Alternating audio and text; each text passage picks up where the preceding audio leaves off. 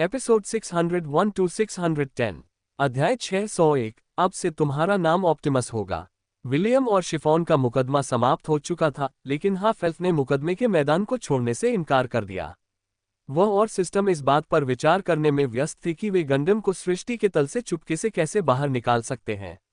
विशालकाय रोबोट को चलाने का अनुभव मिलने के बाद विलियम इसे छोड़ना नहीं चाहता था। वह किसी भी तरह से उस रोबोट की तस्करी करने या उसे दोबारा बनाने के लिए दृढ़ संकल्पित था, ताकि वह उसे बाहरी दुनिया में इस्तेमाल कर सके। सिस्टम इस समय 25वीं मंजिल को नियंत्रित करने वाले सृजन के नियम का विश्लेषण करने में व्यस्त था। हालांकि गंडम एक काल्पनिक वस्तु थी, विलियम का मानना था कि यदि सृजन के नियमों की कार्यप्रणाली ज्ञात हो तो इसे पुनः उत्पन्न करना संभव था। ज़ेनहास्ट अपनी बेहोश बहन मारिसा के साथ पहले ही मुकदमे के मैदान से जा चुका था। उसने विलियम को मैदान छोड़ने और अन्य खिलाड़ियों को मुकदमे का इस्तेमाल करने देने के लिए मनाने की कोशिश छोड़ दी थी। एक समझौते के तौर पर विलियम ने विशाल रोबोट को विशाल मैदानों के बिल्कुल कोने में ले जाकर खड़ा कर दिया, ताकि वह दूसरों के मुकदमे में बाधा न बने। सच कहें तो सभी खिलाड़ियों को इस व्यवस्था से कोई आपत्ति नहीं थी, क्योंकि वे दूर से ही विलियम के रोबोट का विश्लेषण करने में व्यस्त थे। उन्होंने देखा था कि यह कितना अद्भुत था, और यहाँ तक कि कोल्टन परिवार के मुखिया और बुजुर्ग भी इसमें बहुत रुचि रखते थे। होस्ट, सृष्टि के नियमों को पुनः बनाना असंभव है। मैंने डेटाबेस में जांच की कि क्या ऐसा किया जा सकता है, लेकिन हवा से चीजों को साकार करने की क्षमता केवल इसी तल तक सीमित है। तो क्या हम इसका निर्माण कर सकते हैं? नहीं। Closing square bracket. विलियम हार मानने को तैयार नहीं था। उसने सिस्टम से गॉड शॉप में ये जांच करने को कहा कि क्या वहां कोई ऐसी वस्तु है जिसका उपयोग करके वे रोबोट को 25वीं मंजिल से बाहर निकाल सकें। आधे घंटे की खोजबीन के बाद भी दोनों को विलियम की इच्छा पूरी करने का कोई तरीका नहीं मिल पाया। जैसे ही वे दोनों हार मानने वाले थे, विलियम की चेतना में मौजूद तीनों देवता चमकने लगे। 1 मिनट बाद सीपीयू कोर के ऊपर गंडमन की एक छोटी लेकिन एकदम सटीक प्रतिकृति प्रकट हुई। सिस्टम की नीरस आवाज तेज हो गई और उसमें अधिक जीवंतता आ गई। बदलाव होने के बाद विशाल रोबोट गायब हो गया और विलियम और शिफॉन एक दूसरे के ठीक बगल में खड़े रह गए। सिस्टम, क्या हुआ? विलियम ने पूछा। न जाने क्यों, उसके सीने में एक तरह की बेचैनी उमड़ रही थी। सीपीयू कोर को उच्च श्रेणी में अपग्रेड कर दिया गया है। होम इंटरफेस से सभी प्राथमिकताएं आयात की जा रही हैं। सिस्टम ने जिस लहजे में जवाब दिया, उससे विलियम को ईयन मैन की कृत्रिम बुद्धिमत्ता जारवीस की याद आ गई। क्या आप इस प्रणाली को कोई नाम देना चाहेंगे? हाँ नहीं। विलियम की आंखें उस समय हैरानी से चौड़ी हो गईं जब उसने अपने स्टेटस पेज पर वह संदेश देखा। सिस्टम, क्या मैं तुम्हें कोई नाम दूं? जी हाँ मेजबान जी, कृपया मुझे नाम बताएं। आधा एल्फ सोचते हुए अपनी ठुड्डी सहलाने लगा। ये व्यवस्था उसके बचपन से ही उसके साथ थी और इसने उसकी यात्रा में बहुत मदद की थी। उसे हर हाल में इसे एक अच्छा नाम देना ही था। मैं आपको सबसे मजबूत सिस्टम नाम क्यों ना दूं? मेजबान, कृपया इसे गंभीरता से लें। वैसे नामकरण करने का आपका कौशल बहुत खराब है। विलियम मुस्कुराया, क्योंकि सिस्टम की आवाज तो बदल ही गई थी, साथ ही उसकी बातचीत भी पहले से ज्यादा जीवंत हो गई थी। उसे सिस्टम का व्यंग्यात्मक अंदाज बहुत पसंद आया। अरेन के बारे में क्या ख्याल है? नहीं। Closing square bracket. लेलुच। नहीं। Closing square bracket. साइटामा। नहीं। Closing square bracket. गॉन। अस्वीकार कर दिया। Closing square bracket. गोक। नहीं। Closing square bracket. पिकाक। मेजबान, क्या आप चाहते हैं कि मैं आपको बिजली का झटका दूं? विलियम ने अपना सिर खुजाया। नाम बताना उसके लिए हमेशा आसान नहीं रहा था, इसलिए वह समझ नहीं पा रहा था कि क्या करे। अचानक उसे ट्रकुन की याद आई, जिसने उसे उस समय टक्कर मारी थी जब वह अपने चुने हुए चांदी के पोर्टल को पार करने ही वाला था। इस घटना के कारण विलियम का जन्म एक ऐसी दुनिया में हुआ जो उसकी अपनी पसंद की नहीं थी। फिर भी जिस दुनिया में वह वर्तमान में रह रहा था, उसने उसे एक प्यारा परिवार, दोस्त और प्रेमी दिए थे जो वास्तव में उसकी परवाह करते थे। जब विलियम ने गंडमैन की प्रतिकृति के सिर को देखा जो उससे बात कर रहा था, तो उसके चेहरे पर मुस्कान आ गई। ऑप्टिमस, विलियम ने कहा। अब से तुम्हारा नाम ऑप्टिमस होगा। ऑप्टिमस, बहुत खूब। अब से आप मुझे ऑप्टिमस कह सकते हैं। सिस्टम को एक नाम दिया गया है। नई सुविधाएं जोड़ी गईं। सिस्टम की पूर्णता दर 3%। सभी आंकड़ों में 50 अंकों की वृद्धि होती है। हर बार जब पूर्णता दर 20% के निशान तक पहुंचती है, तो सभी आंकड़े 50 अंक बढ़ जाएंगे। एक बार पूर्णता दर 100% तक पहुंच जाने पर सिस्टम अपनी वास्तविक क्षमताओं को अनलॉक करने में सक्षम हो जाएगा। एक बार पूर्णता दर 100% तक पहुंच जाने पर सभी आंकड़े 1000 अंक बढ़ जाएंगे। एक बार पूर्णता दर 100% तक पहुंच जाने पर सबसे मजबूत सिस्टम का खिताब अनलॉक हो जाएगा। इन अतिरिक्त विशेषताओं ने विलियम को पूरी तरह से आश्चर्यचकित कर दिया। उसे उम्मीद नहीं थी कि गंडमैन की तस्करी करने की उसकी जिद के अप्रत्याशित परिणाम निकलेंगे। ऑप्टिमस, मैं तुम्हारी कार्य पूर्णता दर कैसे बढ़ा सकता हूं? विलियम ने पूछा। वह ऑप्टिमस की कार्य पूर्णता दर को जल्द से जल्द बढ़ाने के लिए बहुत उत्सुक था। पुरस्कार काफी आकर्षक थे और वह इसे जल्द से जल्द पूरा करने का अवसर बिल्कुल नहीं छोड़ना चाहता था। मैं मेजबान के मजबूत होने के साथ साथ विकसित होऊंगा। जब भी मेजबान कोई सफलता प्राप्त करेगा या कोई निश्चित उपलब्धि हासिल करेगा, तो पूर्णता दर भी बढ़ जाएगी। मैं समझ गया। विलियम ने अपने हाथ सीने पर बांध लिए। विलियम के बगल में खड़ी शिफॉन उसे असमंजस भरी निगाहों से देख रही थी। उसका बड़ा भाई बीच बीच में कुछ बुदबुदा रहा था, मानो किसी से बात कर रहा हो। साथ ही वह बीच बीच में अपना सिर हिला रहा था, मानो किसी बात से सहमत हो रहा हो। सौभाग्यवश इससे पहले कि शिफॉन विलियम के ठीक होने के बारे में पूछ पाती, हाफ एल्फ ने उसकी ओर देखने के लिए अपना सिर घुमाया। क्या आप अगली मंजिल पर जाने के लिए तैयार हैं? विलियम ने मुस्कुराते हुए पूछा। हाँ, शिफॉन ने सिर हिलाया। जैसे ही दोनों ने हाथ मिलाए, वे दोनों प्रकाश की किरणों में परिवर्तित हो गए और आकाश की ओर तेजी से बढ़ने लगे। एक नया रोमांच शुरू होने वाला था, लेकिन वे अभी भी अपने लक्ष्य से कई मंजिल दूर थे। विलियम को नहीं पता था कि 51वीं मंजिल तक पहुंचने में कितना समय लगेगा, लेकिन उसे एक बात का पूरा यकीन था। वहां जो भी चुनौती उनका इंतजार कर रही होगी, उसकी कठिनाई उन पिछली मंजिलों की तुलना में कुछ भी नहीं होगी जहां वे जा चुके थे। आखिरकार पिछले 1000 वर्षों से इसे किसी ने साफ नहीं किया था। हालांकि उसके चेहरे पर यह जाहिर नहीं हो रहा था, विलियम चिंतित महसूस कर रहा था। उन्होंने जो चुनौतियां स्वीकार की थीं, वे देखने में तो सरल लग रही थीं, लेकिन असल में वे इतनी सरल नहीं थीं। उदाहरण के तौर पर विदाई समारोह को ही ले लीजिए। अगर विलियम के पास अमर भूमि या अटलांटिस का कालकोठरी न होता, तो उसके पास उस तल के नियमों में मौजूद खामी का फायदा उठाने का कोई रास्ता नहीं होता। शिफॉन 10वें तल पर ही फंसी रह जाती और उसे टावर से लौटते समय विलियम के आने का इंतजार करना पड़ता। सृष्टि के तल के बारे में भी यही कहा जा सकता है। सैकड़ों असंख्य राक्षसों से लड़ना, ये लगभग असंभव था। विलियम को संयोगवश एक विशाल रोबोट के बारे में पता था जिसमें अर्धदेवता से ऊपर के किसी भी प्राणी को राख में बदलने की क्षमता थी। अगर ऐसा नहीं होता तो मारिसा की दुश्मनी की वजह से वे 25वीं मंजिल पर ही फंसे रह जाते। फिर भी विलियम और शिफॉन के पास आगे बढ़ने के अलावा कोई चारा नहीं था। उनका लक्ष्य 51वीं मंजिल को पार करना था और इसके बारे में वह कुछ नहीं कर सकता था। उस मंजिल पर छिपे हुए जो भी खतरे मानवता की प्रगति में बाधा बन रहे थे, उन्हें उनका डटकर सामना करना होगा, अन्यथा उन्हें उसी मंजिल पर फंसे रहने का जोखिम उठाना पड़ेगा। हमेशा के लिए। अध्याय 602। ऊंचे ऊंचे हाव भाव दिखाना आपके बुढ़ापे वाले चेहरे पर शोभा नहीं देता। जैसे ही दो पहलवान अपने हथियार निकालकर खड़े हुए, अखाड़े में जयकारे गूंज उठे। राजकुमार जेसन का सामना राक्षसी महाद्वीप की एलिंस्का लाफित से हुआ। दोनों योद्धाओं ने एक दूसरे को पैनी नजर से परखा। इस कठिन प्रतियोगिता में जो भी सफल हुआ था, वह साधारण नहीं था, और यद्यपि राजकुमार जेसन अभिमानी था, वह जानता था कि वह अपने सामने खड़ी महिला को कम नहीं आंक सकता। लड़ाई शुरू। रेफरी ने अखाड़े से बाहर कदम रखते हुए घोषणा की। राजकुमार जेसन ने अपनी तलवार उठाए और एलिंस्का ने अपना भाला निकाला। एक पल बाद दोनों योद्धा एक दूसरे पर झपटे। अपनी लंबी पहुंच के कारण एलिंस्का ने भाले के वारों की लगातार बौछार कर दी, जिससे राजकुमार जेसन को रक्षात्मक कार्रवाई करने के लिए मजबूर होना पड़ा। यह हमला ज्यादा देर तक नहीं चला क्योंकि एलिंस्का को कुछ गड़बड़ महसूस हुई। वह जहां खड़ी थी वहां से कूद गई और ठीक समय पर जमीन से निकले एक धातु के नुकीले टुकड़े से बच गई।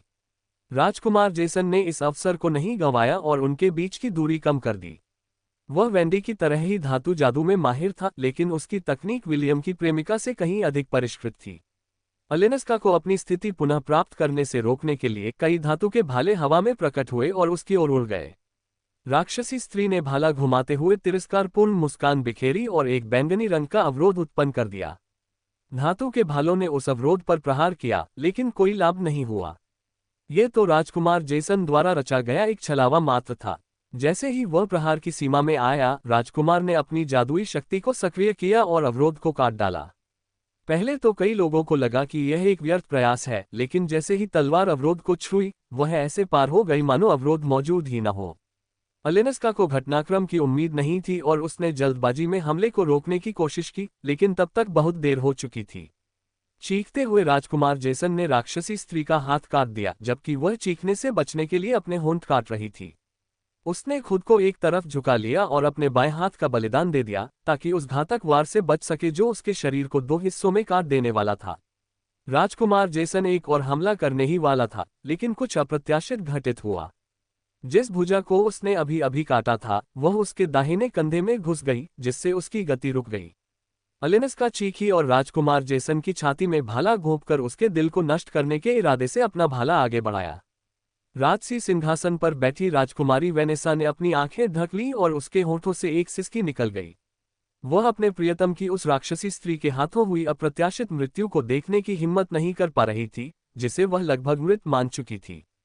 किसी को भी अलेनस्का के जवाबी हमले की इतनी तीव्रता की उम्मीद नहीं थी। जैसे ही हथियार अपने लक्ष्य पर लगा, खून हवा में फैल गया। दर्द और अविश्वास से भरी एक चीख अखाड़े में गूंज उठी। अलेनस्का के भाले ने राजकुमार जेसन की कमर को छूकर निकल गया था और राजकुमार की तलवार मजबूती से उसकी छाती पर लगी हुई थी। कैसे? अलेनस्का ने पूछा। उसके होठों के कोने से खून बह रहा था। राजकुमार जेसन ने अपनी तलवार घुमाए और दानव का हृदय पूरी तरह से कुचल दिया। अपनी अंतिम सांस तक अलेनस्का ने राजकुमार का जवाब नहीं सुना। राजकुमार जेसन जमीन पर घुटने टेककर अपनी कमर पर लगे घाव पर हाथ रखे हुए था। राक्षसी स्त्री के भाले पर एक ऐसा घातक विष लगा हुआ था कि उसकी एक खरोंच भी कुछ ही मिनटों में किसी की जान ले सकती थी। राजकुमार जेसन ने जबरदस्ती अपने रक्त प्रवाह को धीमा कर दिया और जहर को अपने शरीर में फैलने से रोकने की कोशिश की। रेफरी ने जल्दबाजी में मैच के समाप्त होने की घोषणा कर दी और किनारे पर खड़े कई पादरी अखाड़े की ओर दौड़ पड़े। प्रधान धर्मगुरु ने राजकुमार के शरीर का नैदानिक स्कैन किया और अपनी खोज पर गुस्से से फुफकारा। 2 सींग वाले विश्व कोबरा का जहर। मुख्य पादरी ने तुरंत एक शक्तिशाली उपचार मंत्र का प्रयोग किया, लेकिन वह जानता था कि यह केवल जहर के प्रभाव को धीमा करने में मदद करेगा। 2 सींगों वाला विश्व नाग राक्षसी महाद्वीप के एक क्षेत्र पर राज करने वाले असंख्य राक्षसों में से एक था। इसका जहर अत्यंत शक्तिशाली था और इसे पूरी तरह से ठीक करने का एकमात्र तरीका देवताओं की दिव्य शक्ति का उपयोग करना था। जल्दी करो, उसे आमन के मंदिर ले जाओ, मुख्य पुजारी ने आदेश दिया। पुरोहित जानता था कि यह एक व्यर्थ प्रयास है। राजकुमार जेसन मंदिर पहुंचने तक विष का प्रतिरोध नहीं कर पाएगा, लेकिन वह कुछ कर भी नहीं सकता था। वह केवल यही प्रार्थना कर सकता था कि सम्राट राजकुमार का जीवन बचाने में अपनी असमर्थता के लिए उसे दंडित न करे। जैसे ही पुरोहित अपने राजकुमार को ले जाने वाले थे, एक ठंडी और आदेशात्मक आवाज ने उन्हें वहीं रोक दिया। मंदिर जाने की कोई जरूरत नहीं है। बैंगनी बालों वाली एक खूबसूरत महिला उनके खड़े होने की जगह से कुछ मीटर दूर प्रकट हुई। मैं यहां से आगे का काम संभाल लूंगी, लेडी एलिना, मुख्य पुजारी हकलाते हुए बोला। उसे उम्मीद नहीं थी कि आमोन के मंदिर की ओरेकल टूर्नामेंट में मौजूद होगी। अलीना ने मुख्य पुजारी की बात अनसुनी कर दी और राजकुमार जेसन की छाती पर हाथ रख दिया। फिर उसने अपनी आंखें बंद कर लीं और क्रेटोर साम्राज्य की रक्षा करने वाले ईश्वर से एक छोटी सी प्रार्थना की। हे महान आमोन, हमारे प्रभु और रक्षक, संकट की इस घड़ी में मेरी प्रार्थना सुनिए। अलीना ने श्रद्धापूर्वक प्रार्थना की। मुझे नई शक्ति प्रदान कीजिए ताकि मैं संसार को आपकी महानता दिखा सकूं। हमारे राजकुमार को अपनी सामर्थ्य से सहारा दीजिए ताकि वे इस बाधा को पार कर सकें। हे प्रभु और मुक्तिदाता, मैं आपसे यही प्रार्थना करता हूं। अपनी असीम दया से हमारे राजकुमार को क्षमा करें। आकाश से एक नीली रोशनी उतरी और राजकुमार जेसन के शरीर को ढक लिया। जब रोशनी छट गई तो राजकुमार जेसन के घाव पूरी तरह से ठीक हो चुके थे। हालांकि उनका चेहरा अभी भी थोड़ा पीला था, लेकिन उनकी जान को अब कोई खतरा नहीं था। प्रधान पुजारी ने भविष्यवक्ता को धन्यवाद दिया और अपने अधीनस्थों को राजकुमार को अखाड़े से बाहर ले जाने का आदेश दिया। बहुत बुरा हुआ, दानव सेनापति जगारल रन्नाथ ने सोचा। सफेद बालों वाला और सिर पर 2 उभरे हुए सींगों वाला सुंदर दानव सेनापति निराशा में अपनी कुर्सी पर झुक गया। वह काटक का वरिष्ठ अधिकारी था और हेलन रॉयल अकादमी के प्रतिभाशाली युवा लड़के लड़कियों के अपहरण की योजना का मुख्य सूत्रधार था। दुर्भाग्यवश उसकी योजना विफल हो गई और उसके 2 भरोसेमंद अधीनस्थ इस घटना में मारे गए। दानव सेनापति को उम्मीद थी कि राजकुमार भी उनके इस मोहरे के साथ मर जाएगा। इस तरह प्रतिद्वंद्वी कम हो जाएंगे और क्रेटोर शाही परिवार को भी करारा झटका लगेगा। यद्यपि कुछ सम्राट और राजा प्रतियोगिता के लिए क्रेटोस साम्राज्य में एकत्रित हुए थे, इसका मतलब यह नहीं था कि उनकी प्रतिद्वंद्विता समाप्त हो गई थी। केवल ज़ोल ही नहीं, क्रेटोस साम्राज्य के कई प्रतिद्वंद्वी और शत्रु भी इस बात से निराश थे कि आमन की भविष्यवक्ता प्रतियोगिता में उपस्थित थी। अगर वह उपस्थित नहीं होती तो राजकुमारों में से किसी एक की मृत्यु हो जाती, जिससे उन्हें जश्न मनाने का मौका मिल जाता। उनमें से कुछ ने सम्राट लियोनिडास की ओर देखा, जो उनसे काफी दूर वीआईपी बॉक्स में बैठे थे, जो मध्य महाद्वीप के शासकों के लिए आरक्षित था। सम्राट के चेहरे पर शांत भाव थे। कोई नहीं बता सकता था कि वे क्या सोच रहे थे या उस समय क्या महसूस कर रहे थे। मानो उनके इरादों को समझकर सम्राट लियोनिडास ने अखाड़े की ओर देखते हुए मुस्कुरा दिया। अंधेरे में षड्यंत्र रचने का काम केवल कायर और डरपोक लोग करते हैं, सम्राट ने आत्मविश्वास से कहा। ये लोग कभी कुछ नहीं बन पाएंगे। ये हमेशा साधारण ही रहेंगे। सम्राटों, राजाओं और अन्य प्रभावशाली परिवारों के मुखियाओं को क्रेटोस साम्राज्य के सम्राट पर थूकने का बहुत मन करता था। इन सब में सम्राट लियोनिडास एक षड्यंत्रकारी के रूप में प्रसिद्ध थे, इसीलिए उन्हें बादलों के ऊपर विराजमान सम्राट की उपाधि दी गई थी। क्या तुम्हें जरा भी शर्म नहीं है, बूढ़े? महारानी एंड्रास्ते क्रेटोस सम्राट की ये बातें चुपचाप सहन नहीं कर सकी। तुम्हें सेवानिवृत्त हो जाना चाहिए और मरने तक इंतजार करना चाहिए। इस बुढ़ापे में इतना अकड़ दिखाना तुम्हारे चेहरे को शोभा नहीं देता। सम्राट लियोनिडास मुस्कुराए और महारानी एंड्रास्टे के गुस्से को पूरी तरह से अनसुना कर दिया।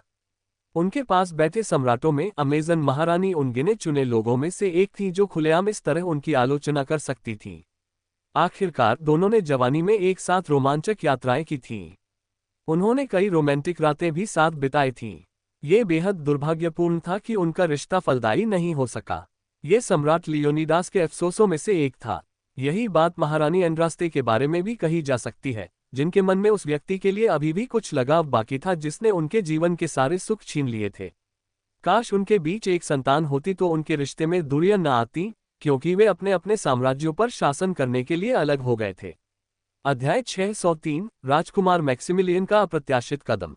ये तो आश्चर्य की बात है, हल्के हरे बालों वाली एक खूबसूरत परी ने मुस्कुराते हुए कहा। आप निराश नहीं लग रहे हैं? राजकुमार मैक्सिमिलियन ने मुस्कुराते हुए अपनी तलवार निकाली। लेडी मैकलीन, भले ही हम आपस में झगड़ते हों और एक दूसरे को प्रतिद्वंद्वी मानते हों, लेकिन हमारे परिवार के सदस्यों को अपने सगे संबंधियों की मृत्यु से संतुष्टि नहीं मिलती। कृपया इस बात का ध्यान रखें तो मुझे अच्छा लगेगा। पल मैकलीन ने धनुष उठाते हुए सिर हिलाया। मैं ये बात याद रखूंगी। पहले वाला युद्ध भले ही जल्दी समाप्त हो गया हो, लेकिन मुकाबले का नतीजा दर्शकों के लिए अप्रत्याशित था। एक की मृत्यु हो गई और अगर स्वयं ओरेकल ने प्रकट होकर हस्तक्षेप न किया होता तो दूसरे की भी मृत्यु हो जाती। रेफरी ने घोषणा की, लड़ाई शुरू। तुरंत ही पल पीछे की ओर उछली और उसका शरीर हवा में तैरने लगा। एल्फ अपनी प्रबल जादुई शक्ति और वायु एवं पृथ्वी जादू के प्रति विशेष लगाव के लिए जाने जाते थे। उनमें से कुछ आत्मा जादू में निपुण थे, जिसकी मदद से वे युद्ध में सहायता के लिए आत्माओं को बुला सकते थे। सभी एल्फ्स के विपरीत पल एक विलक्षण प्रतिभा थी जो पवन जादू में माहिर थी। वह चारमैन की बड़ी बहन भी थी। उसने टूर्नामेंट में भाग इसलिए लिया था ताकि वह विलियम को ढूंढ सके और उससे अपनी बहन को रिहा करने के लिए कह सके। सिल्वर मून महाद्वीप में लौटे कई जीवित बचे लोगों ने उससे बताया था कि उसकी बहन को उस अर्ध एल्फ ने बंधक बना लिया है, जो मानव नायक और संतनी का पुत्र भी था। जब एल्विन अभियान दक्षिण की ओर रवाना हुआ, तब पल एक मिशन पर थी। उसे वहां घटी घटनाओं के बारे में तभी पता चला जब वह सिल्वर मून महाद्वीप लौटी। इसी वजह से उसने एल्फ परिषद से विनती की कि उसे उन एल्फ प्रतिनिधियों में से एक बनने की अनुमति दी जाए जो क्रेटोस साम्राज्य जाएंगे और चैंपियंस के टूर्नामेंट में भाग लेंगे। परिषद ने पल के अनुरोध को मंजूरी दे दी क्योंकि वह वास्तव में युवा पीढ़ी की सबसे उत्कृष्ट सदस्यों में से एक थी। हालांकि उसे विलियम को कभी भी नाराज न करने की शपथ दिलाई गई थी। स्पष्ट रूप से दक्षिणी महाद्वीप में जो कुछ हुआ उसके बाद एल्फ परिषद विलियम के साथ एक और टकराव नहीं चाहती थी। पल ने अचूक सटीकता के साथ कई पवन तीर छोड़े। हालांकि वह केवल पवन जादू का ही उपयोग कर सकती थी, लेकिन उसमें उसकी दक्षता उसके साथियों की क्षमता से कहीं अधिक थी। अगर एल्फ जाति के युवा प्रतिभाशाली लोगों की कोई रैंकिंग होती तो पल अपनी अद्भुत युद्ध क्षमता के कारण शीर्ष 5 में होती।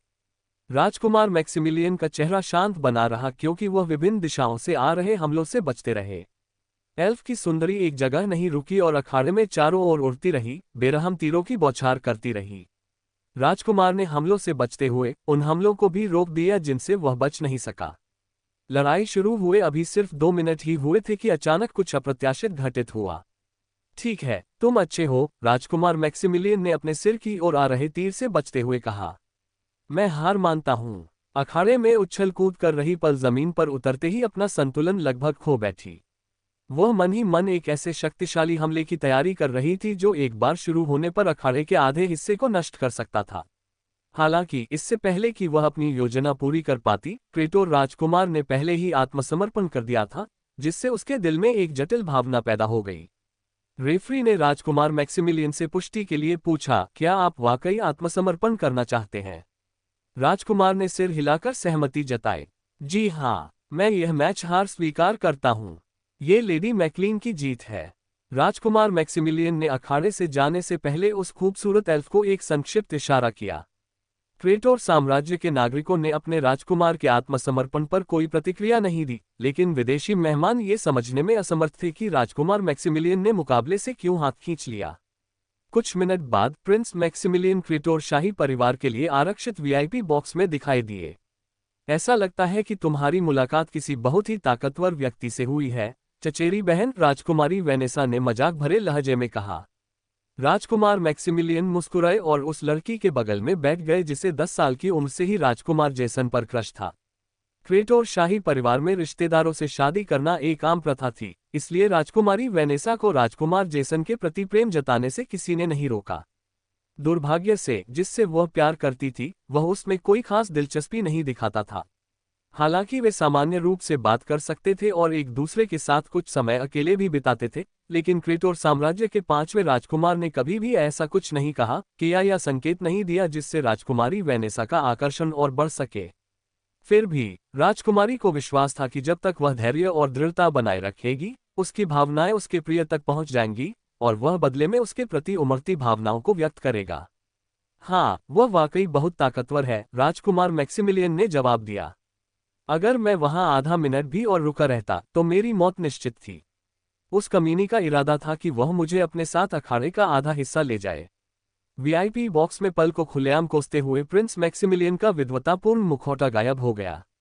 इस कमरे पर शक्तिशाली मंत्र उकेरे गए थे, इसलिए उन्हें इस बात की चिंता नहीं थी कि उनकी कही हर बात दूसरों को सुनाई देगी। उसके लिए कमरे में मौजूद हर कोई परिवार का सदस्य था, सिवाय इयान के, जो राजकुमारी सिडोनी के बगल में बैठा था।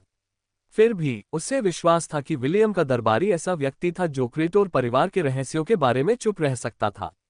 द्वितीय राजकुमार डेरेन लगभग अपने द्वारा पी जा रहे फलों के रस से ही घुट गए।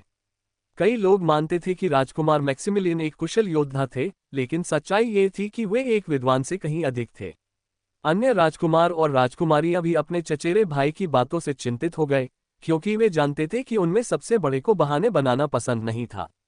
राजकुमार को बचपन से ही तलवारबाजी का प्रशिक्षण दिया गया था, जिससे नागरिकों की यह गलतफहमी और भी पुख्ता हो गई कि वह एक विलक्षण प्रतिभा का धनी था और तलवारबाजी में माहिर था। वास्तव में प्रथम राजकुमार के तलवार चलाने के कौशल औसत दर्जे के ही थे। हालांकि उनकी असली विशेषज्ञता अग्निविद्या में थी, लेकिन ये बात केवल शाही परिवार के सदस्यों को ही पता थी। राजकुमार मैक्सिमिलियन इस कौशल का शायद ही कभी इस्तेमाल करते थे, क्योंकि यह उनका तुरुप का पत्ता था। जिन लोगों ने उन्हें जादू का इस्तेमाल करते देखा था, वे बहुत पहले ही इस दुनिया से गायब हो चुके थे। वह किसी को भी अपने द्वारा छिपाए गए रहस्य के बारे में जानने नहीं देगा, न केवल अपने लिए बल्कि पूरे शाही परिवार के लिए भी, क्योंकि क्रेटोर परिवार के वंश में एक रहस्य छिपा हुआ था। लोगों के ये सोचने का कारण कि राजकुमार मैक्सिमिलियन तलवारबाजी में माहिर थे, राजकुमार का जन्मजात वरदान था, जो कि दूरदर्शिता थी। राजकुमार मैक्सिमिलियन भविष्य में घटित होने वाली घटनाओं को देख सकते थे। ये क्षमता तभी सक्रिय होती थी जब उनका जीवन खतरे में होता था। यही कारण था कि क्रेटोर साम्राज्य के राजकुमारों में किसी भी परिस्थिति में उनकी मृत्यु होने की संभावना सबसे कम थी। पल से लड़ते हुए राजकुमार ने खुद को एक अज्ञात स्रोत के शक्तिशाली जादू से टुकड़े टुकड़े होते देखा। चूंकि उसकी मरने की कोई इच्छा नहीं थी, इसलिए राजकुमार ने अपना स्वाभिमान त्याग दिया और आत्मसमर्पण कर दिया। वह मरने और अगला दिन न देख पाने की बजाय जीना और एक और दिन लड़ना पसंद करेगा।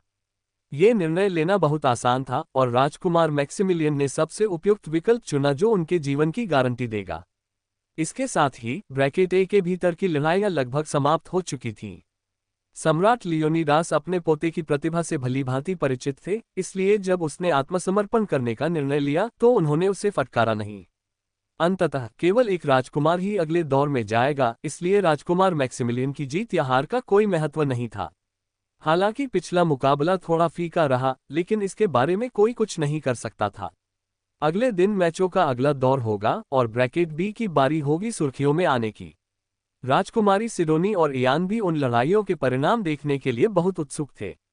आखिरकार जिस पर उनकी नजर थी, केनेथ, वह कल की लड़ाई में हिस्सा लेने वाला था। सुंदर राजकुमारी और उनके साथी को आशा थी कि चांदी जैसे बालों वाले उस आकर्षक लड़के की किस्मत का सिलसिला खत्म हो जाएगा। वह उनकी खुशियों के लिए खतरा था, इसलिए राजकुमारी ने दिल से दुआ की कि विलियम का पूर्व रूममेट मर जाए। इयान को पता था कि राजकुमारी सिडोनी क्या सोच रही है और उसने कड़वी मुस्कान दी। अगर कोई उससे पूछता कि वह केनेथ को पसंद करती है या नापसंद, तो उसका जवाब हाँ होता। हालांकि उसे ये भी लगता था कि उस लड़के के मन में विलियम के प्रति कोई दुर्भावना या दुश्मनी नहीं थी। बस संयोगवश वह अपने द्वारा ले जाए जा रहे संदेश के बारे में चुप ही रहता था।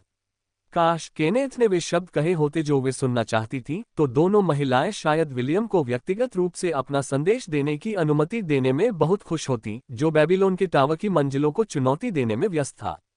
अध्याय 604, 1000 वर्षों का इंतजार भाग 1। सृष्टि के तल को छोड़ने के बाद विलियम और शिफॉन एक शुद्ध सफेद दुनिया में प्रकट हुए। इस दुनिया में देखने के लिए कुछ भी नहीं था, केवल सफेद रंग ही था। विलियम ने माथे पर शिकन डाली। उसके पास मौजूद जानकारी के अनुसार अगली मंजिल को झरनों की मंजिल कहा जाता था। यह एक ऐसी मंजिल थी जिसमें 1000 से अधिक झरने थे, और असली चुनौती सही झरने को ढूंढना था जहां खजाना छिपा हुआ था। लेकिन जिस दुनिया में वे थे वहां कुछ भी नहीं था। न आसमान, न कोई दृश्य, कुछ भी नहीं, बस चारों ओर सफेद रंग ही सफेदी थी। विलियम को यह समझने में ज्यादा समय नहीं लगा कि कुछ गड़बड़ है।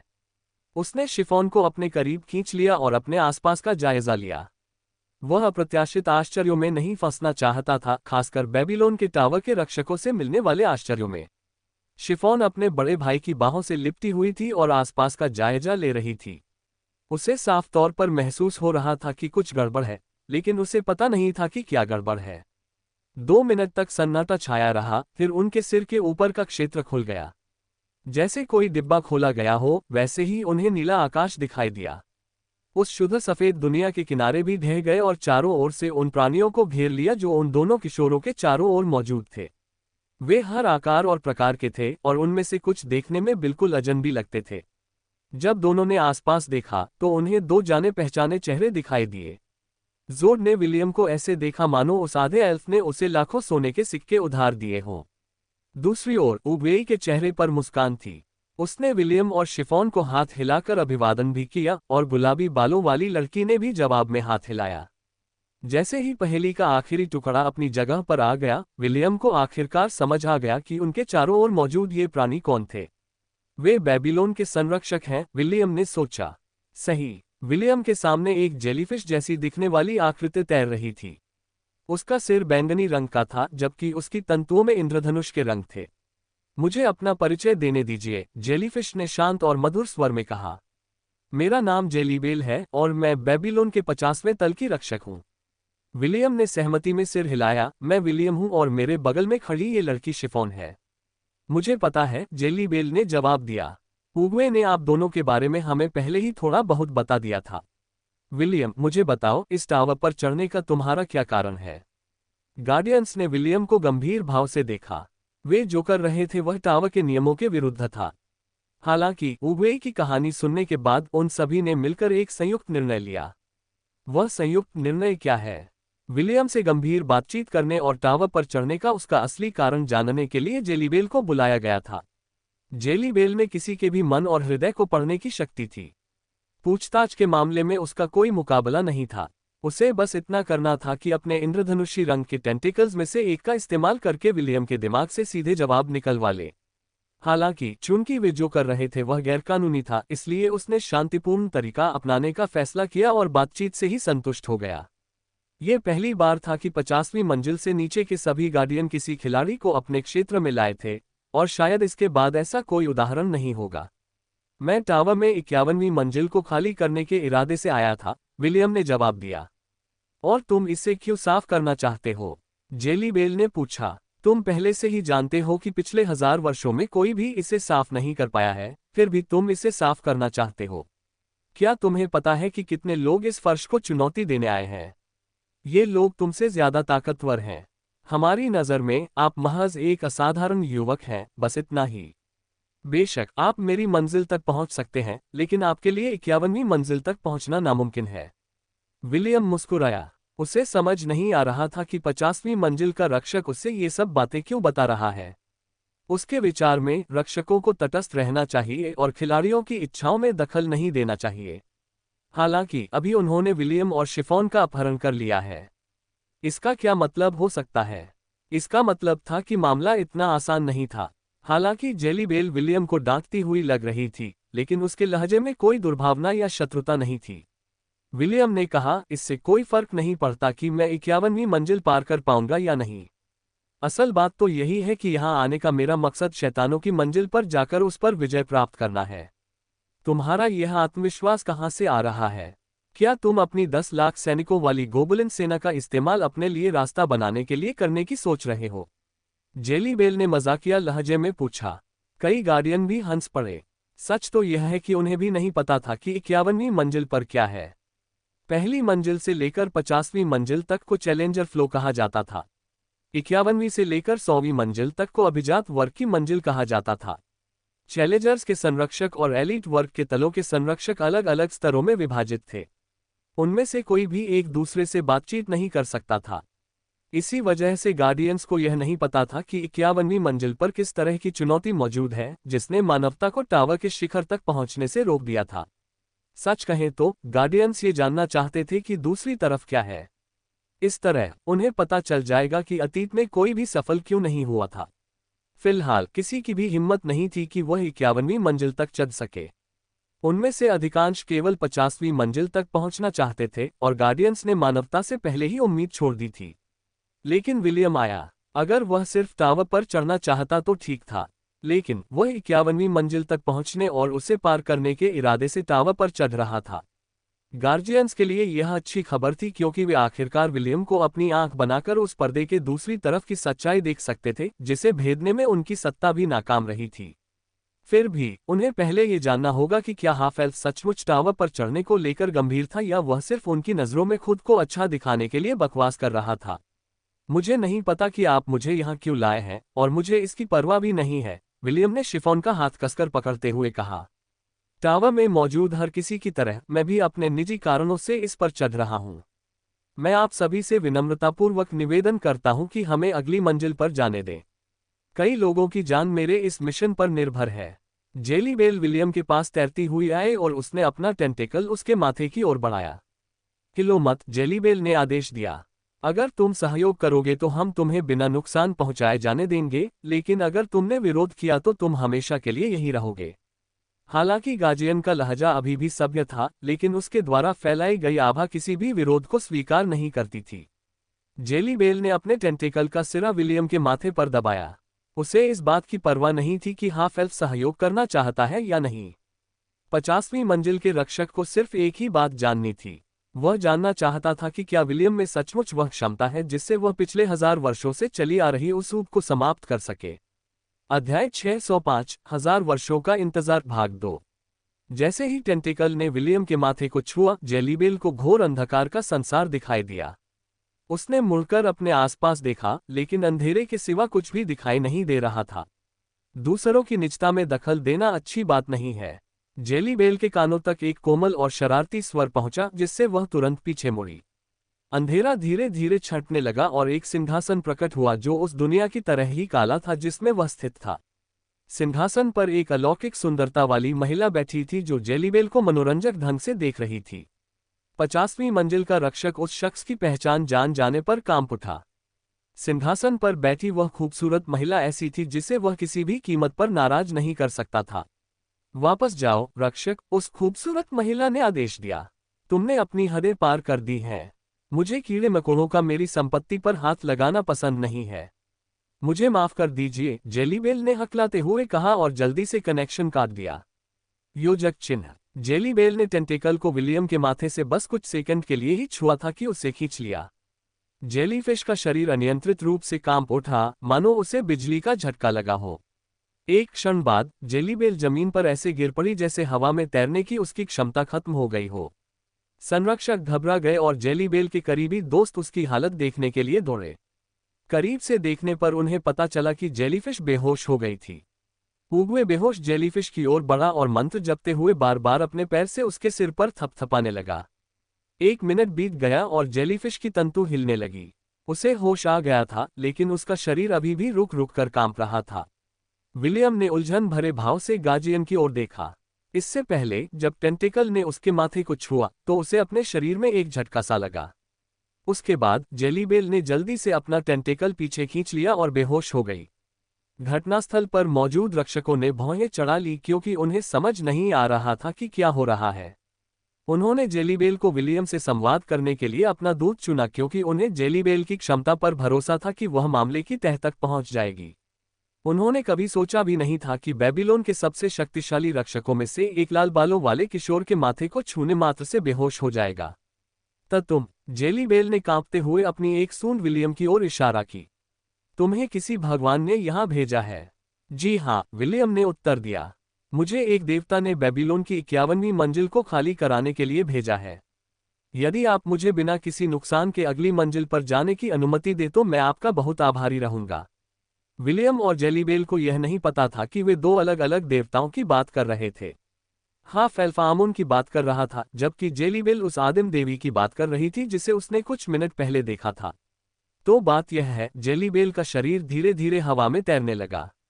तुम यहाँ एक भगवान के आदेश पर हो। गार्जियंस को आखिरकार समझ आ गया कि जेलीबेल ने पहले इतनी तीव्र प्रतिक्रिया क्यों दी थी। अगर उसकी कही बात सच थी तो उसे जो विरोध झेलना पड़ा था उसका कारण एक ईश्वर के कार्यों में दखल देने का उसका प्रयास था। तो सबका क्या फैसला है? उगवेई ने पूछा। जोड, जिसने अपने हाथ अपनी छाती पर बांध रखे थे, ने लापरवाही भरे अंदाज में जवाब दिया। चूंकि वह एक देवता के आदेशानुसार कार्य कर रहा है, इसलिए 51वीं मंजिल पर जाकर उस पर विजय प्राप्त करने का उसका इरादा सच्चा है, जोड ने उत्तर दिया। मेरा मानना है कि देवताओं ने अंततः मानवता की प्रगति को पुनः शुरू करने का निर्णय लिया है और इस अर्ध एल्फ को अगले युग का मार्ग प्रशस्त करने के लिए भेजा है। संरक्षकों ने सहमति में सिर हिलाया। वे भी यही मानते थे कि ये देवताओं की इच्छा थी। जब ऐसा था तो इसका विरोध करने की क्या आवश्यकता थी? विलियम को अपने क्षेत्र में लाने का उनका उद्देश्य उसे एक ही बार में सीधे 51वीं मंजिल पर जाने का मौका देना था। जेलीबेल का काम ये जांचना था कि विलियम में 51वीं मंजिल को पार करने की क्षमता है या नहीं। अब जब उन्हें पता चल गया था कि उसे एक देवता द्वारा निर्देशित किया जा रहा है, तो वे उसे शैतान की मंजिल पर भेजने के लिए पहले से कहीं अधिक उत्सुक थे, जिसे अतीत में किसी ने भी पार नहीं किया था। जेलीबेल, जो अभी अभी ठीक हुई थी, चुप रही। उसने विलियम को सिर से पैर तक ऐसे परखा मानो ये जानने की कोशिश कर रही हो कि आखिर वह देवी उस पर इतनी कृपा क्यों कर रही है। कुछ और मिनट बीतने के बाद जेलीबेल के मन से एक आह निकली। ठीक है, 50वीं मंजिल के संरक्षक के रूप में मैं आपको 51वीं मंजिल तक जाने की अनुमति देता हूं। जेलीबेल ने अपना टेंटेकल उठाया और प्रकाश की एक किरण ने विलियम और शिफॉन के शरीर को ढक लिया। जेलीबेल ने कहा, मैंने अपनी चेतना का एक अंश तुम्हारे भीतर समाहित कर दिया है। हम सब यहाँ तुम्हारी नजरों से 51वीं मंजिल देखना चाहते हैं। तुम्हें शुभकामनाएं। ये जान लो कि भले ही एक देवी तुम पर नजर रख रही हो, लेकिन इसका मतलब यह नहीं कि सफलता की कोई गारंटी है। देवी, विलियम ने सोचा, क्या ये लिली के बारे में बात कर रहा है? विलियम जेलीबेल से पूछना चाहता था कि देवी कैसी दिखती है, लेकिन इससे पहले कि वह ऐसा कर पाता, उसके आसपास की दुनिया का दृश्य पहले ही बदल चुका था। आधा एल्फ और गुलाबी बालों वाली लड़की खुद को एक ऊंचे चबूतरे पर खड़े पाए। दूर एक विशाल भूल भुलैया दिखाई दे रही थी। ये भूल भुलैया विलियम को उस भूल भुलैया की याद दिला रही थी जो मिनोटॉर जाति को बाहरी लोगों से बचाती थी। भूल भुलैया भी लोगों को इस चरण को पार करने से रोकने के लिए पर्याप्त नहीं होगी, विलियम ने सोचा। हालांकि भूल भुलैया को पार करना कठिन था, लेकिन असंभव नहीं था। विलियम का मानना था कि मानवता इसलिए अगली मंजिल तक नहीं पहुंच पाए क्योंकि उनमें से कोई भी भूल भुलैया से बाहर निकलने का रास्ता नहीं ढूंढ पाया। विलियम इस बात की अन्य संभावनाओं के बारे में सोच रहा था कि कोई भी उस फ्लो पर कब्जा क्यों नहीं कर पा रहा था। तभी उसके स्टेटस पेज पर कई नोटिफिकेशन दिखाई दिए, जिन्हें देखकर उसकी आंखें हैरानी से चौड़ी हो गईं। हजारों जानवरों के क्षेत्र से संपर्क टूट गया है। अटलांटिस के कालकोटरी से संपर्क टूट गया है। गोब्लिन क्रिप्ट से संपर्क टूट गया है। Closing square bracket. अमर भूमि से संपर्क टूट गया है। शैतान की परीक्षा शुरू हो गई है। अध्याय 606 शैतान का तल भाग 1। सूचनाओं की श्रृंखला पढ़ने के बाद विलियम चिंतित हो गया। ऐसा पहली बार हुआ था, इसलिए उसने तुरंत सिस्टम से संपर्क करके पूछा कि आखिर हो क्या रहा है। ऑप्टिमस, क्या हुआ? विलियम ने पूछा। सिस्टम के अपग्रेड होने के बाद से इसके कार्यों में भी सुधार हुआ है। विल, मुझे एक पल दीजिए। मैं इस समय इस तल के नियमों का विश्लेषण कर रहा हूं। आधे एल्फ ने दूर दिख रही भूल भुलैया को देखते हुए मन ही मनाह भरी। शिफॉन ने विलियम के चेहरे के सूक्ष्म बदलावों को महसूस किया, क्योंकि जब से वे दोनों साथ समय बिताने लगे थे तब से वह उसे बहुत करीब से देख रही थी। एक नज़र में ही वह समझ गई कि कुछ गड़बड़ है। बड़े भाई, क्या हुआ? शिफॉन ने पूछा। विलियम ने जवाब देने से पहले हल्के से उसका हाथ दबाया। फिलहाल हम 1000 बीस्ट डोमेन में खेलने नहीं जा सकते, विलियम ने जवाब दिया। चाहे कुछ भी हो जाए, मेरे पास ही रहना। हम कुछ ही मिनटों में भूल भुलैया में प्रवेश करेंगे। हाँ, शिफॉन ने सिर हिलाया। उसे विलियम के फैसले पर पूरा भरोसा था और वह बस अपने सामने मौजूद भूल भुलैया को देखती रही। बौनों में एक अद्भुत क्षमता होती है कि वे कहीं भी हों, अपने कदमों के निशान पर वापस लौट आते हैं। इसका मतलब ये था कि वे कहीं भी जाएं, वे उस जगह में खो नहीं जाते थे, क्योंकि उन्हें पता होता था कि वे पहले कहां कहां जा चुके हैं। अगर उन्हें कालकोटरी से बाहर निकलने का रास्ता नहीं भी मिलता तो वापस लौटना कोई समस्या नहीं थी। इसी वजह से शिफॉन को पूरा भरोसा था कि वे भूल भुलैया से बाहर निकलने का रास्ता जरूर ढूंढ लेंगे, भले ही इसमें थोड़ा समय लगे। फिलहाल विलियम ने शिफॉन के साथ दोपहर का भोजन करने का फैसला किया, जबकि ऑप्टिमस उस कुख्यात फर्श का विश्लेषण करने में व्यस्त था जिस पर पहले किसी ने विजय प्राप्त नहीं की थी। 1 घंटे बाद विलियम के स्टेटस पेज पर कई सिस्टम संदेश दिखाई दिए। मेरे विश्लेषण के अनुसार एक निश्चित नियम है जो किसी भी प्रकार के डोमेन को इस तल के साथ ओवरलैप होने से रोकता है। लेकिन निश्चिंत रहें, 1000 beast domain, dungeon of Atlantis, goblin crypt और अनडाइंग लैंड्स के साथ हमारा संबंध केवल टूटा है। जैसे ही हम इस तल को छोड़ेंगे, ये फिर से जुड़ जाएगा। विलियम ने सहमति में सिर हिलाया। धन्यवाद। भूल भुलैया का क्या आप बाहर निकलने का रास्ता ढूंढ सकते हैं? नहीं, इस जगह पर मैपिंग सिस्टम भी काम नहीं करता। ज्यादा से ज्यादा आप मैप पर केवल उन जगहों को ही साफ कर सकते हैं जहां आप जा चुके हैं। सावधान रहना, विल। मुझे इस जगह के बारे में कुछ बुरा सा महसूस हो रहा है। धन्यवाद, विलियम ने उत्तर दिया। मैं इसे ध्यान में रखूंगा।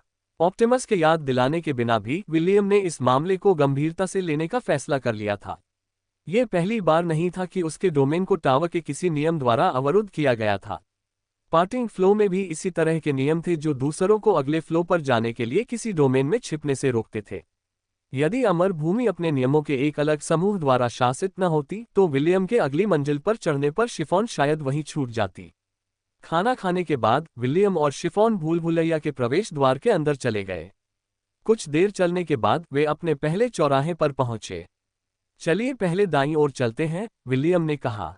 हाँ, शिफॉन ने सहमति में सिर हिलाया। विलियम और शिफॉन भूल भुलैया में प्रवेश करते करते 1 घंटा बीत गया। जब भी कोई चौराहा आता, वे हमेशा दायां रास्ता चुनते। विलियम ने शिफॉन को एक विशेष निशान लगाने वाला पेन दिया और छोटी बच्ची हमेशा उनके जाने की दिशा में एक तीर का निशान बना देती थी। शिफॉन को ये बहुत दिलचस्प लगा और उसने अपना काम गंभीरता से लिया। इस बीच विलियम और ऑप्टिमस उस क्षेत्र का सावधानीपूर्वक नक्शा बना रहे थे जहां से वे गुजरे थे। वे भूल भुलैया के पैटर्न में किसी भी बदलाव के संकेत खोज रहे थे। अब तक कोई बदलाव नहीं हुआ था। हालांकि विलियम ने कुछ अजीब देखा। नक्शे के काले हिस्से में, जहां नक्शा दिखाई नहीं दे रहा था, वहां कई लाल धब्बे लगातार टिमटिमा रहे थे। जाहिर है, ये लाल धब्बे शत्रुतापूर्ण जीव थे। हाफ एल्फ को पहले से ही ऐसी किसी घटना की आशंका थी, लेकिन वह चिंतित नहीं था। दोनों 12 घंटे बीतने तक अपना रास्ता तय करते रहे। नक्शे को देखते ही विलियम का चेहरा सिकुड़ गया। 12 घंटे चलने के बाद भी उन्होंने नक्शे का एक छोटा सा हिस्सा ही तय किया था। इससे ये साबित हो गया कि भूल भुलैया कितनी विशाल थी। इससे विलियम को ये भी एहसास हो गया कि एक दिन में 51वीं मंजिल को पार करना नामुमकिन था। इससे पहले उसने दीवारों को तोड़ने की कोशिश की, लेकिन वह असफल रहा। दीवारें संरक्षक के नियम द्वारा संरक्षित थीं, इसलिए उन्हें नष्ट करना असंभव था। उड़ने और उड़ान भरने के अन्य सभी साधन भी निष्क्रिय हो गए थे। एक मोड़ पर मुड़ने के बाद विलियम ने एक टिमटिमाती लाल बिंदी देखी जिससे उन्हें अगले चौराहे पर सामना करना था। ये लड़ाई अपरिहार्य थी और विलियम ये जानने के लिए भी उत्सुक था कि दूसरी तरफ किस प्रकार का राक्षस उनका इंतजार कर रहा है। शिफॉन, अपने दस्ताने पहन लो, विलियम ने स्टॉर्मकॉलर को बुलाते हुए कहा। गुलाबी बालों वाली लड़की का चेहरा तुरंत गंभीर हो गया जब उसने डिवोरा के दस्ताने पहने। उनके दाहिने मुड़ने का इंतजार करने के बजाय लाल टिमटिमाती रोशनी चलने लगी। विलियम ने तुरंत लड़ने की मुद्रा अपना ली और शिफॉन ने भी ऐसा ही किया। उनकी निगाहें उस दाहिने चौराहे पर टिकी थी जहां राक्षस प्रकट होने वाला था। कुछ ही क्षणों बाद एक लाल रंग का मेढक जैसा दिखने वाला बेहद बड़े सिर वाला आदमी चौराहे के कोने से झांका। उसकी खून जैसी लाल आंखें विलियम और शिफॉन को भूख से घूर रही थीं। फिर उसने उन्हें एक डरावनी मुस्कान दी जिसमें उसके दांत नहीं दिख रहे थे।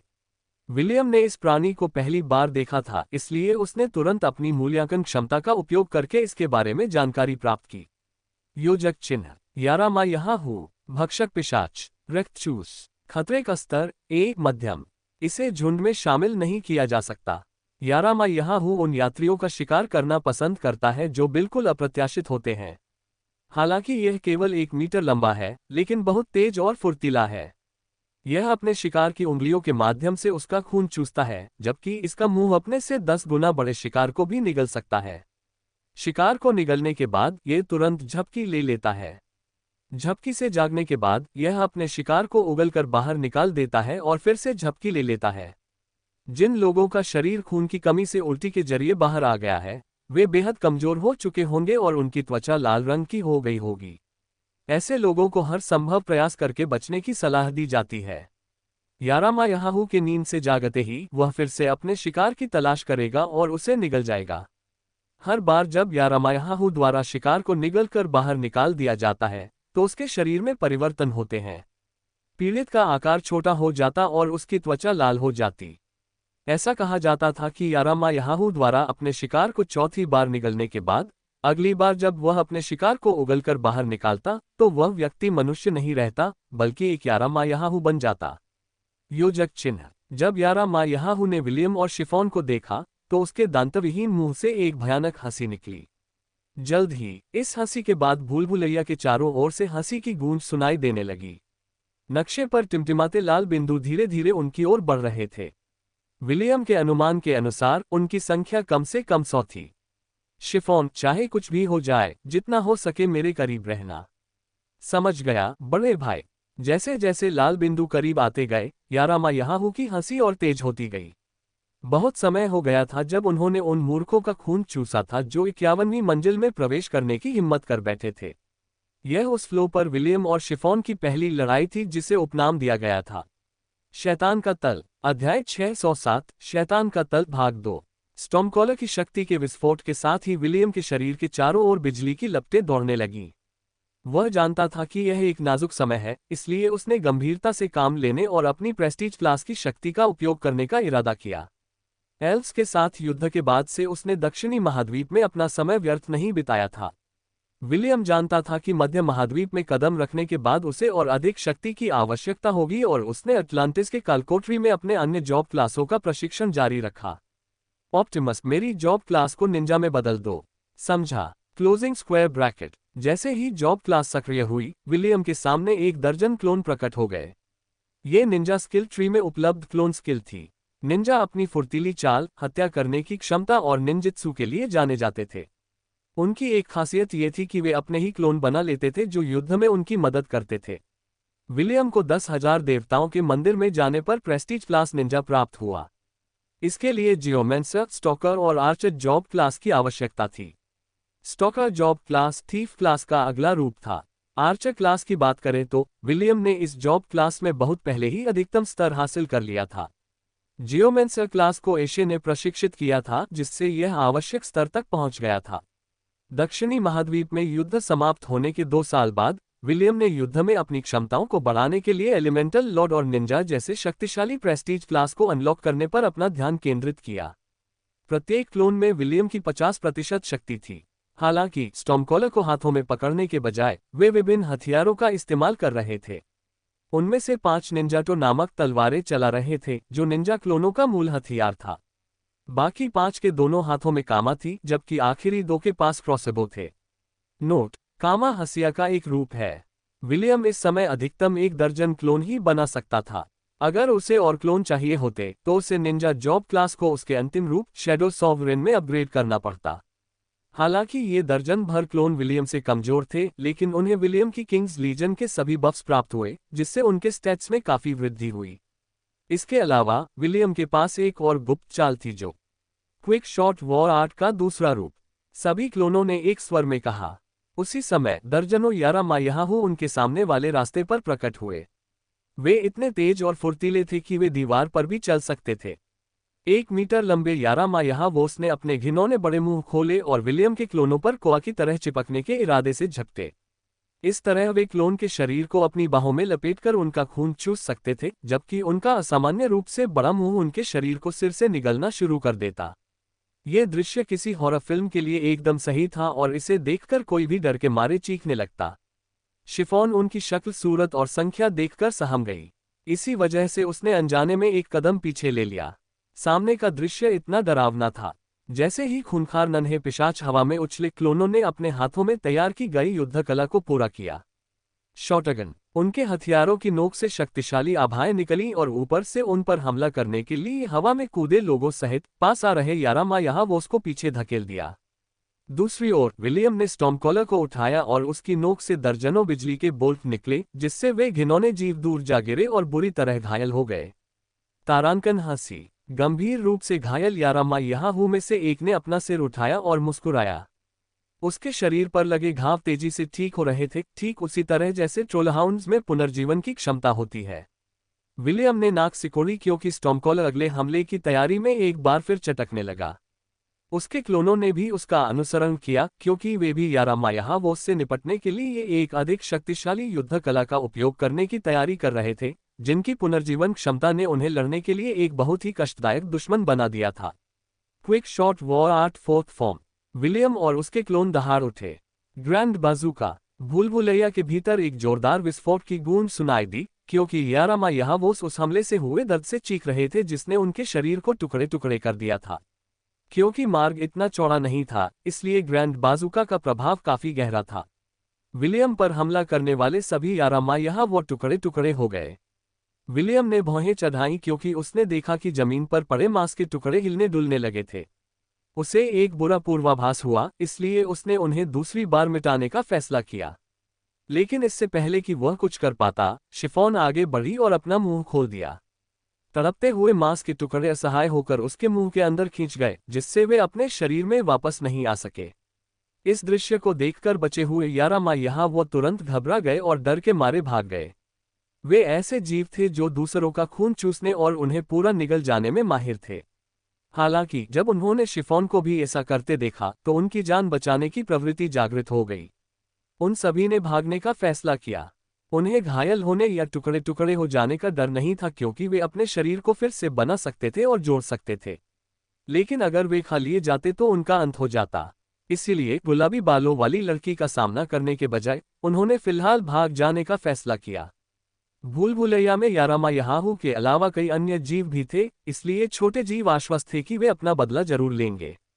जल्द ही उनकी हंसी एक बार फिर भूलभुलैया में गूंजी, जिससे शिफॉन डर के मारे विलियम की बाह से लिपट गई।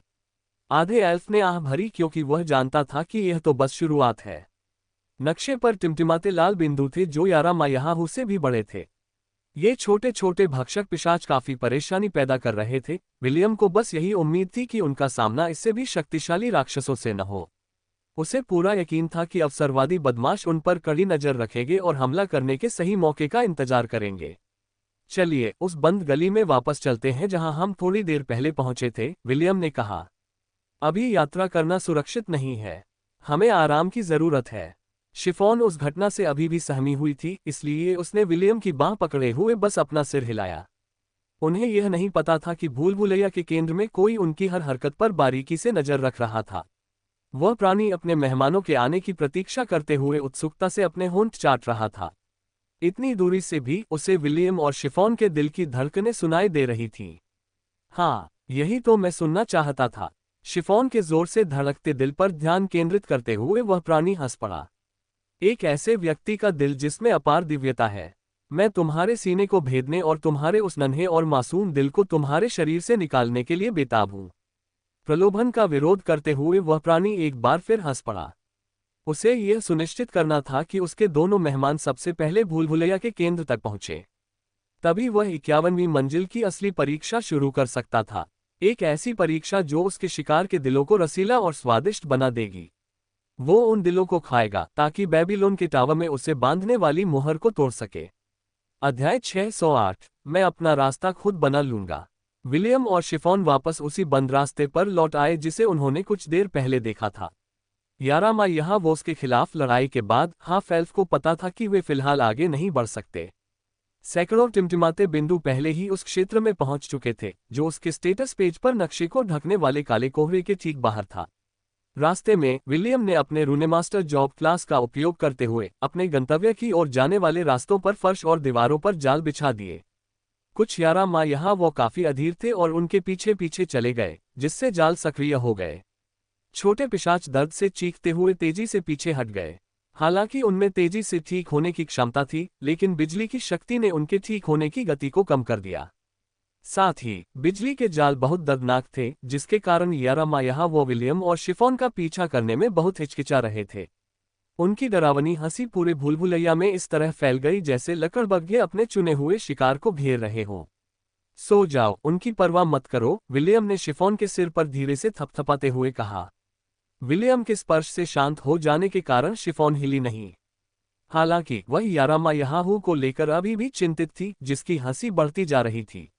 आपका क्या हाल है बड़े भाई? शिफॉन ने पूछा। क्या आप सोने वाले नहीं हैं? विलियम मुस्कुराया, मैं बाद में सोऊंगा। चिंता मत करो, जब तुम्हारी पहरेदारी की बारी आएगी तो मैं तुम्हें जगा दूंगा। गुलाबी बालों वाली लड़की ने अनिच्छा से सिर हिलाया और फिर अपना सिर विलियम की छाती पर टिका दिया। दोनों दीवार से पीठ टिकाकर बैठे थे। हालांकि यह सोने की आरामदायक स्थिति नहीं थी, लेकिन मौजूदा हालात के कारण उनके पास कोई विकल्प नहीं था। विलियम ने ध्वनि रोधक मंत्र बनाया और उसे शिफॉन के कानों पर लगा दिया। इस तरह छोटी बच्ची को 51वीं मंजिल की भूल भुलैया में गूंजने वाली डरावनी हंसी से ज्यादा परेशानी नहीं होगी। दूर से कई धमाकों की आवाज सुनाई दी। स्पष्ट रूप से यारामा यहाँ वोस में से कुछ ने एक बार फिर कोशिश करने का फैसला किया और विलियम के जाल पर चढ़ गए। विलियम ने कहा, ऑप्टिमस, मेरी एक मदद करो और जैसे ही वे खतरे वाले क्षेत्र को पार करें, मुझे तुरंत सूचित कर देना। मैं भी आराम करूंगा। मैं पहरा देने का काम तुम्हें सौंपता हूं। हाँ, शिफॉन की तरह विलियम भी बहुत थका हुआ था।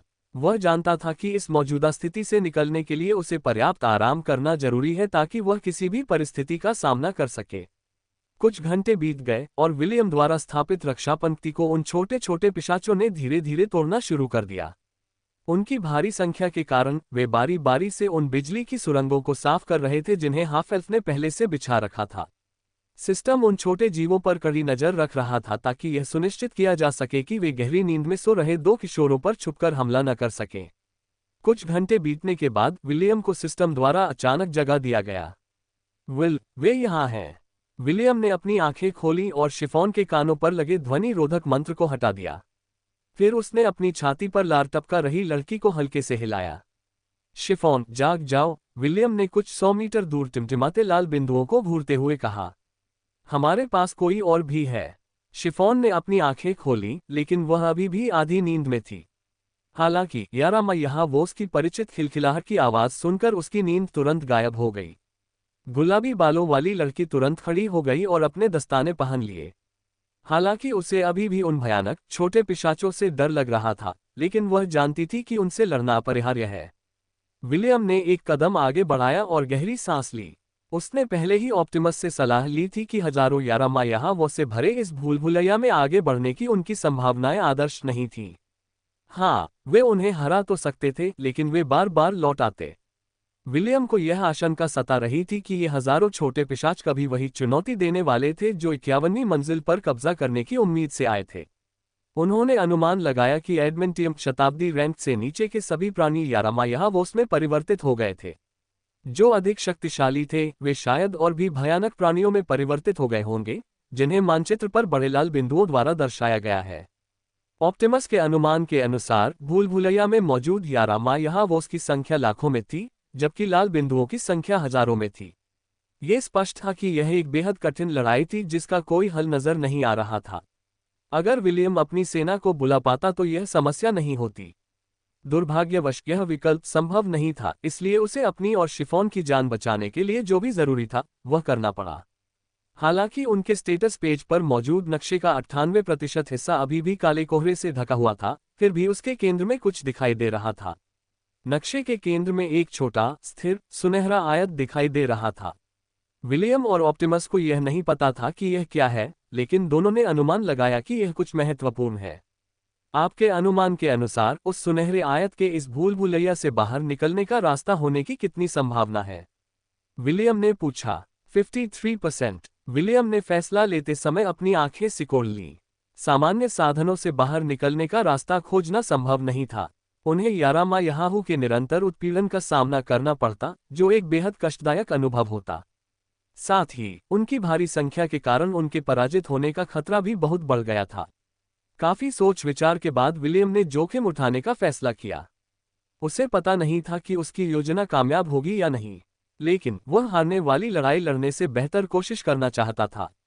चौराहे के कोने से कुछ छोटे छोटे सिर झांकते देख शिफॉन ने अनजाने में ही गहरी सांस ली। 3 यारामा यहावोस ने विलियम और शिफॉन को देखकर खिलखिलाकर हंसना शुरू कर दिया। कुछ ही सेकंड बाद उनमें से और भी प्रकट हुए और तुरंत ही उनके जाने का एकमात्र रास्ता रोक दिया। शिफॉन, मैं अपना रास्ता बनाते हुए आगे बढ़ूंगा, विलियम ने कहा। मेरे साथ रहो और पीछे मत छूट जाना। शिफॉन ने सिर हिलाकर कहा, समझ गई। विलियम ने एक कदम आगे बढ़ते हुए अपने हाथ में एक धातु की सुनहरी छड़ी प्रकट की। फिर उसने उसकी नोक उन हंसते हुए छोटे बदमाशों की ओर कर दी जो भूखी निगाहों से उन्हें घूर रहे थे। मेरे सामने खड़ी सभी दीवारों को तोड़ दो, विलियम दहाड़ा। रुई जिंगू बैंग। अध्याय 609। अच्छे जीनों की ऐसी बर्बादी। रुई जिंगू बैंग का विस्तार हुआ और उसका आकार बढ़ गया। यारामा यहावोस, जो पहले ही रास्ते में प्रवेश कर चुके थे, चीख पड़े जब सोने की छड़ी का सिरा उनके शरीर पर तब तक टकराया जब तक कि वह चौराहे की दीवार से जा टकराया। विलियम को एक शक्तिशाली प्रतिरोध का एहसास हो रहा था जो रुई जिंगू बैंग के प्रहार का विरोध कर रहा था। वह जानता था कि यह संसार के नियम ही थे जो भूल भुलैया की दीवारों को टूटने से रोक रहे थे। हालांकि रुई जिंगू बैंग क्या था? यह एक ऐसा हथियार था जो अपनी लंबाई, आकार और वजन बढ़ा सकता था। विलियम दहाड़ता रहा और रुई जिंगू बैंग का आकार बढ़ाता रहा। उसी क्षण दीवार पर कई दरारें दिखाई दीं, जिसने छोटे पिशाचों को मांस के पेस्ट में बदल दिया था। एक जोरदार आवाज के साथ दीवार आखिरकार ढह गई। आधा एल्फ रुका नहीं और आगे बढ़ा। उसके हाथ में मौजूद हथियार ने उसकी पुकार का जवाब दिया और तेजी से चमक उठा। उनके सामने की सभी दीवारें चकनाचूर हो गईं। शिफॉन। ओह! विलियम और शिफॉन जितनी तेजी से भाग सकते थे भागे, क्योंकि हाफ एल्फ ने रुई जिंगू बैंग का इस्तेमाल एक टक्कर मारने वाले हथियार के रूप में किया। तुरंत ही मानचित्र में टिमटिमाते लाल बिंदुओं को चेतावनी मिली और वे तुरंत उनकी ओर उमड़ पड़े। विलियम ने रुई जिंगू बैंग की लंबाई कम कर दी, लेकिन चौड़ाई नहीं। दूर से देखने पर ऐसा लगता है मानो लाल बालों वाला किशोर एक विशालकाय बाजूका पकड़े हुए हो। Quick shot war arts first form. William चिल्लाया, अपने रास्ते में आने वाली हर चीज को नष्ट कर दो। रेलगन। एक जोरदार धमाका हुआ जिससे विलियम अपनी जगह से कई मीटर दूर जा गिरा। हमले के झटके से उसके शरीर से कर्कश आवाज आए और उसकी बाहों की हड्डियां चटक गईं। आधा एल्फ दर्द सहते हुए दौड़ने लगा। सन वुकोंग सृष्टि के सबसे अविनाशी प्राणियों में से एक था। हालांकि उसकी हड्डियां टूट गई थीं, लेकिन वे बहुत तेजी से ठीक हो रही थीं। इसी बीच टूटी हुई दीवारों में घुस आए सभी राक्षस टुकड़े टुकड़े हो गए। इनमें कॉकेट्रिस जैसे दिखने वाले विशालकाय जीव भी शामिल थे, जिनके बारे में अफवाह थी कि वे जीवित प्राणियों को पत्थर में बदल सकते हैं। विलियम ने राक्षसों की पहली लहर को नष्ट कर दिया था, लेकिन और भी राक्षस आ गए। उसने अपने बालों की कुछ लंटें तोड़ी और उन पर फूंक मारी, जिससे क्लोन बन गए।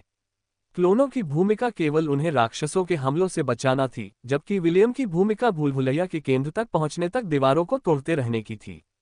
विलियम रुई जिंगू बैंग का उपयोग करके जबरदस्ती उस क्षेत्र के नियमों का उल्लंघन कर रहा था, लेकिन इसकी भी उसे कीमत चुकानी पड़ी।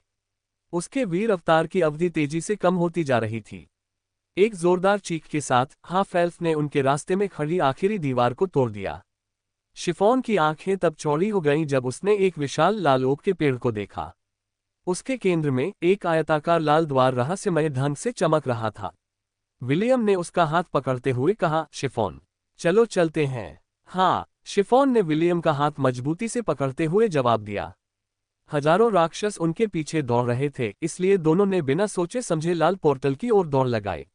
जैसे ही उनके शरीर उससे गुजरे, 51वीं मंजिल की भूल भुलैया में एक शैतानी हंसी गूंज उठी। हंसी में मनोरंजन का भाव था और उसमें प्रत्याशा की झलक भी थी। ये ठहाका सुनकर राक्षस आगे बढ़ना बंद कर दिए और ऐसे तितर बितर हो गए मानो कुछ हुआ ही न हो।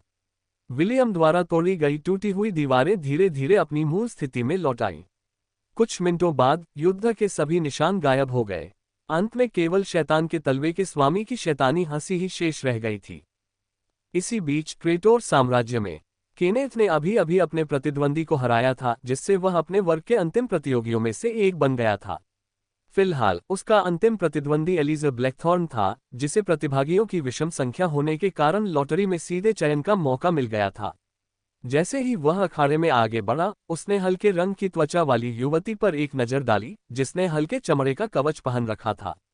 उस महिला ने मुस्कुराते हुए उसकी ओर देखा, मानो पूछ रही हो, क्या देख रहे हो। केनेथ ने नजरें झुका ली और टूर्नामेंट के प्रतियोगियों के लिए आरक्षित सीटों की ओर चल पड़ा। वह अपने प्रवास के दौरान कोई परेशानी पैदा नहीं करना चाहता था, क्योंकि इससे उसका मिशन और भी जटिल हो जाता। जब केनेथ ने अपनी नजर वापस अखाड़े की ओर घुमाई तो लिलिथ ने नाक सिकोड़ी। उसके लिए केनेथ दिखने में बहुत नाजुक था और उसकी पसंद से मेल नहीं खाता था। एक अमेजन योद्धा होने के नाते, जो एक संभावित साथी की तलाश में थी, उसके लिए रूप, व्यवहार और शक्ति महत्वपूर्ण थे। वह ताकतवर तो है, लेकिन दिखने में बहुत ही लड़की जैसा है, लिलिथ ने सोचा। अच्छे जीन का कितना बड़ा नुकसान हुआ है। युवा अमेजन योद्धा अखाड़े की ओर बढ़ते हुए हल्के से अपना सिर हिलाया। उसकी प्रतिद्वंदी उसके लिए कोई अजनबी नहीं थी। कालकोठरियों और क्षेत्रों की खोज करते समय वे कई बार मिल चुकी थीं, और हर बार जब वे मिलती तो एक दूसरे से लड़ती थीं। मेरी प्यारी लिलिथ, बताओ, क्या हमारा साथ होना किस्मत में लिखा है? गेद ने मुस्कुराते हुए पूछा। मुझे नहीं पता कि हम दोनों हमेशा एक दूसरे से क्यों लड़ते रहते हैं, लेकिन इसमें कोई गहरा अर्थ तो जरूर होगा, है ना? टेंसर साम्राज्य के नाजायज राजकुमार के रूप में गेद प्रसिद्ध था। उसने शाही परिवार का उपनाम लेने से इनकार कर दिया और अपनी मां का पारिवारिक उपनाम वॉकर अपना लिया। इस वजह से शाही परिवार ने उससे घृणा की, लेकिन उनमें से किसी ने भी उस साहसी किशोर के साथ कुछ भी गलत करने की हिम्मत नहीं की। सम्राट ने उसकी युद्ध क्षमता के कारण उसका पक्ष लिया और उसे कुछ हद तक स्वतंत्रता प्रदान की। हालांकि सभी उसे नाजायज संतान कहते थे, फिर भी मध्य महाद्वीप में स्थित शक्तिशाली साम्राज्यों में से एक ने उसे राजकुमार के रूप में मान्यता दी थी। लिलिथ ने सहमति में सिर हिलाते हुए हल्की हंसी हंसी। तुम बुरे नहीं हो, गेड। तुम्हारा रूप और शरीर ठीक ठाक है, लेकिन तुम अंदर से बहुत नर्म दिल हो। तुम जानते हो कि मुझे नर्म दिल वाले लोग पसंद नहीं हैं। तुम्हारी ये सोच कितनी बड़ी गुस्ताखी है कि मुझे तुम में दिलचस्पी है। जैड ने अपनी बाहें छाती पर बांध ली और मुस्कुराया। तुम्हें पत्नी या रखेल के रूप में पाना मेरी जान ले लेगा। ऐसा मत करो। अगर मुझे वाकई कोई उपयुक्त साथी नहीं मिला तो मैं तुम्हें अपने आखिरी विकल्प के रूप में ही विचार करूंगी। तो क्या मुझे सम्मानित किया जाना चाहिए? तुम्हें करना चाहिए। गेड ने अपना सिर हिलाया, क्योंकि वे इस विषय पर पहले भी अनगिनत बार बात कर चुके थे। लिलिथ अमेजन महिलाओं में भी बेहद खूबसूरत थी, लेकिन गेड उसे सिर्फ एक अच्छी दोस्त मानता था। उसकी खूबसूरती के अलावा गेड को जुआ और चोरी जैसी उसकी बुरी आदतें बिल्कुल पसंद नहीं थीं। वह एक वफादार और गुणी महिला चाहता था, न कि एक ऐसी बारूद की ढेर जो किसी भी क्षण फट सकती है। तो फिर पुराने समय की याद में एक शर्त क्यों न लगा ले? लिलिथ ने एक छोटी तलवार और एक ढाल निकालते हुए पूछा।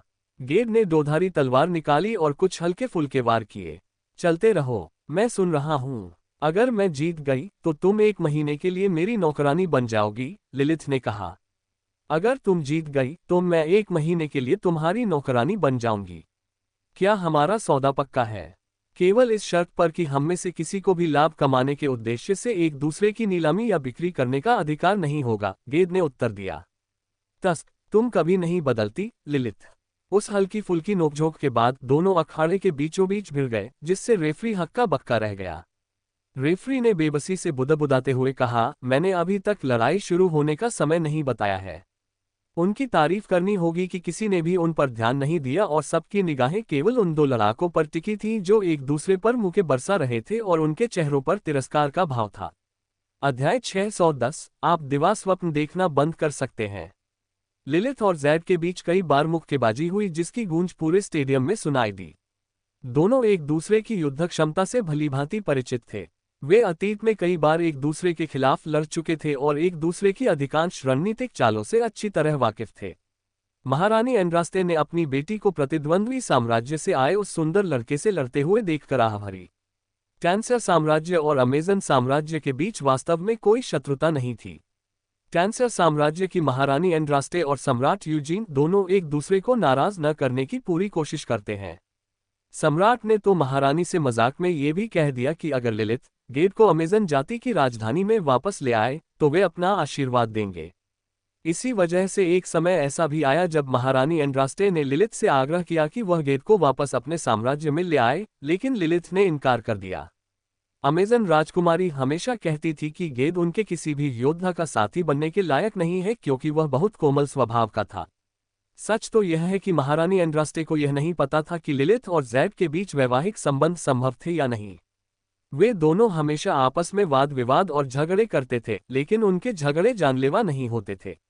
अमेजन महारानी को ऐसा लग रहा था कि लिलिथ गेट को सिर्फ एक वैकल्पिक उम्मीदवार के तौर पर इस्तेमाल कर रही है, ताकि अगर उसे अपनी पसंद का कोई पुरुष न मिले तो वह उसका इस्तेमाल कर सके।